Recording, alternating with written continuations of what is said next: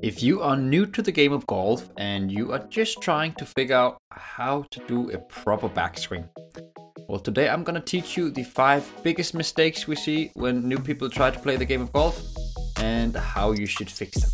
Welcome to the Golf for Beginners podcast, your essential guide to mastering golf fundamentals. Whether you're a beginner golfer or a seasoned player looking to refine the basics, join us as we teach you everything about the fundamentals of swing technique, course management, equipment, rules, and how to practice. Today's host is none other than the award-winning PGA golf instructor Nikolaj Setti Engström, CEO of the biggest golf teaching business in Denmark and founder of Golf for Beginners Academy.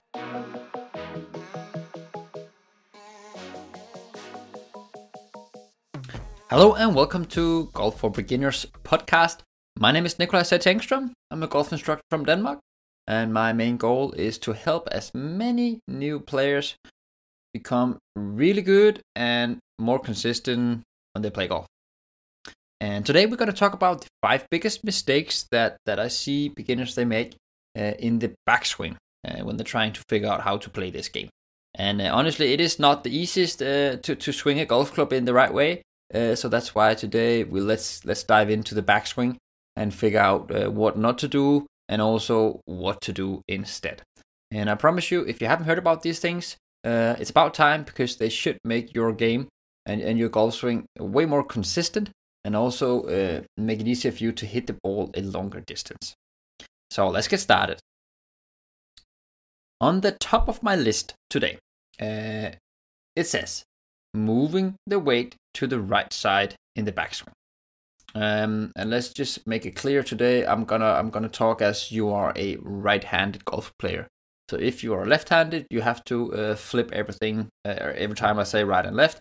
So, but if you're a right-handed player, that's how I'm gonna talk about this today. So if you're a right-handed golf player, and you should have around 50% of the weight on each foot in the setup, and then when you swing the club back, unfortunately, a lot of beginners, they think that they should move their weight all the way to the right side in the backswing.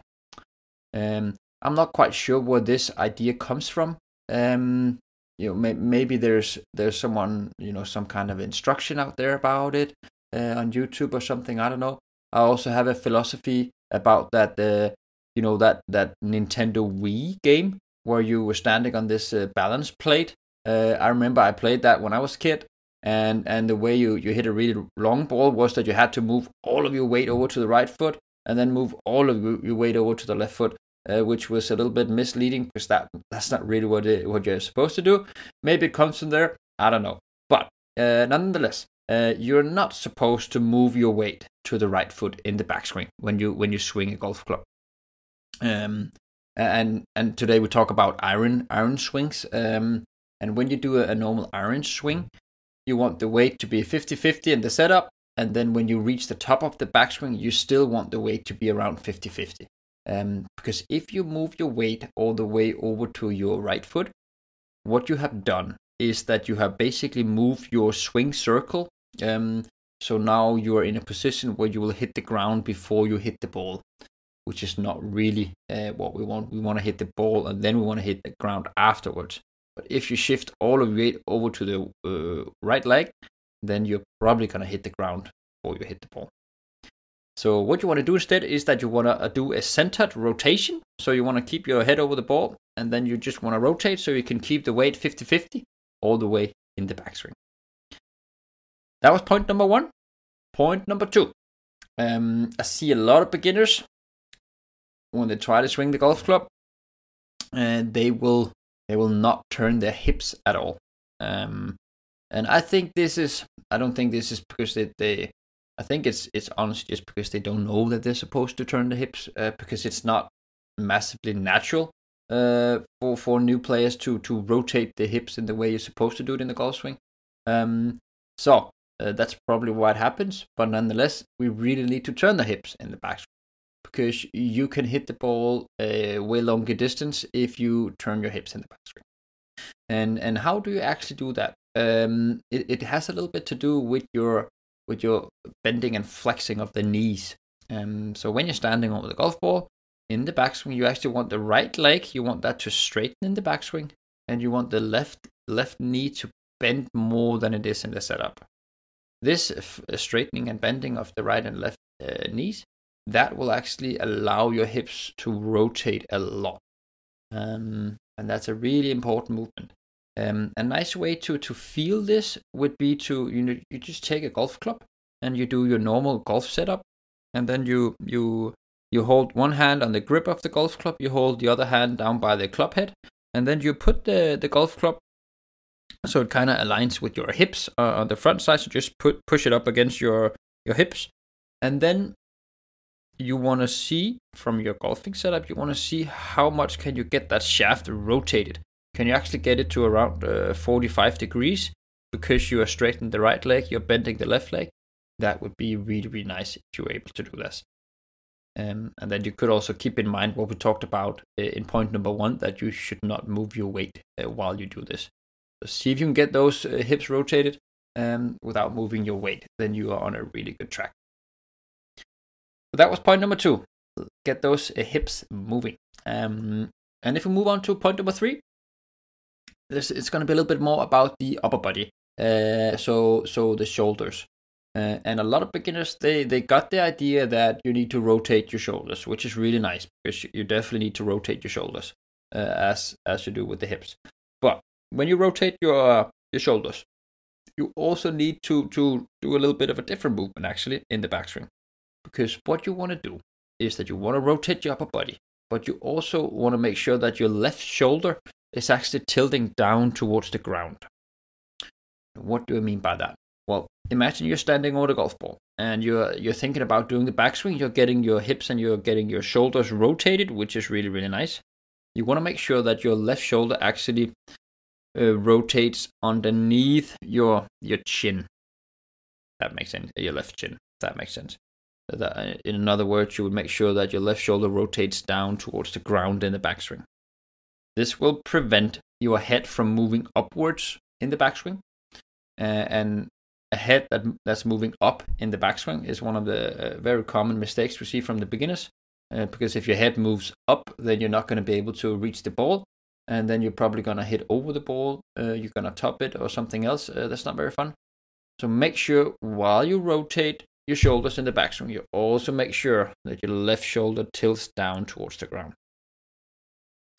And a little side note here in the backswing. Now we're talking upper body. We want rotation. We want a side tilt to the left. We also want you to open up your chest in the backswing. So you're not bent forward when you're on the top of the backswing. You really make sure that you're opening up your chest on the top of the backswing. So that was point number 3. Get that left shoulder down in your backswing. And let's move on to point number 4. And this is going to be about the left arm. And the left arm, it is supposed to be straight in the setup, and it's very much supposed to be straight on the top of the backswing as well. And it's also supposed to be straight in the downswing and also in the follow through. But now we're talking backswing, and on the top of the backswing, you really want your left arm to be straight, because the left arm controls the distance that the club is from the ground.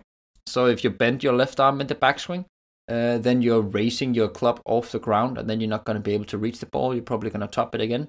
So really make sure left arm stays straight in the setup and all the way in the backswing. And I think one of the main reasons why beginners they're struggling with keeping the left arm straight is that they don't rotate their body in the backswing. So this is back to the 2 former points that we talked about, because beginners, they know that they're supposed to swing the club back, and then instinctively they will do that by bending the left arm, because that's the easiest way. Then you don't have to do anything with your body. But that's just causing so many issues, as we talked about before.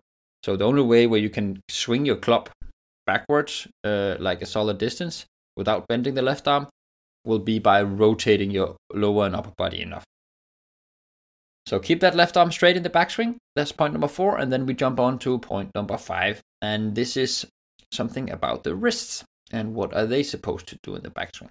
And a lot of beginners, they don't really use any kind of hinging in the wrists when they swing the club back. So they will just keep their wrists completely straight and pretty tense usually also.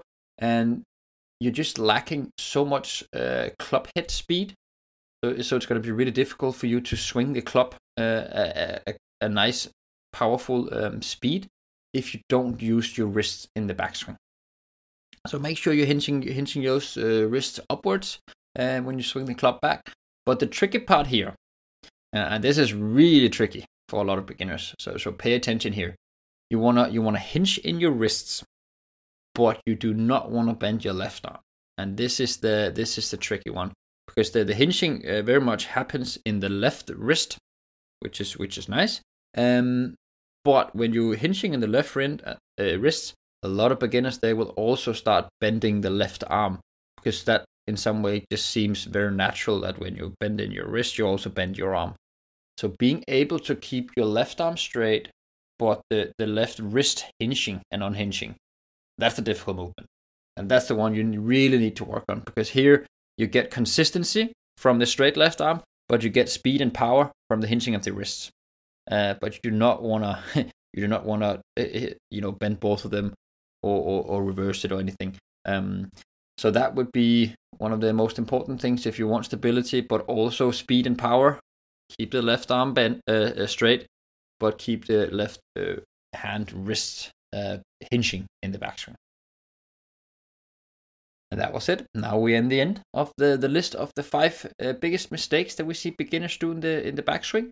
I hope you enjoyed the information, and I hope that you maybe want to go to the driving range one of the following days and try some of these things out.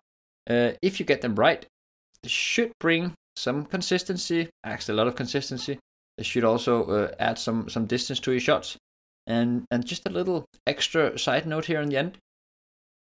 All of these things that we talked about here, sometimes it can be really difficult to feel if you're doing this. It can be difficult to feel if you're moving your weight. It can be difficult to feel if you're turning your hips, and especially these with the left arm and the hinging of the wrist. It can be really difficult to feel if you're actually doing it while you're swinging the golf club and trying to hit a ball.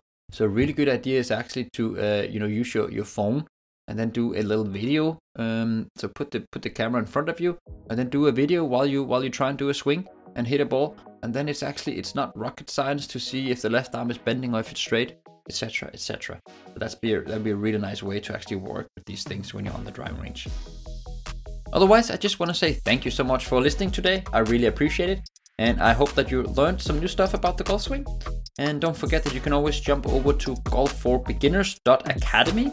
It's a website that we created, and there's so many articles and videos and all kind of stuff that has the only purpose of helping beginner golfers improve with their golf swing and the golf game.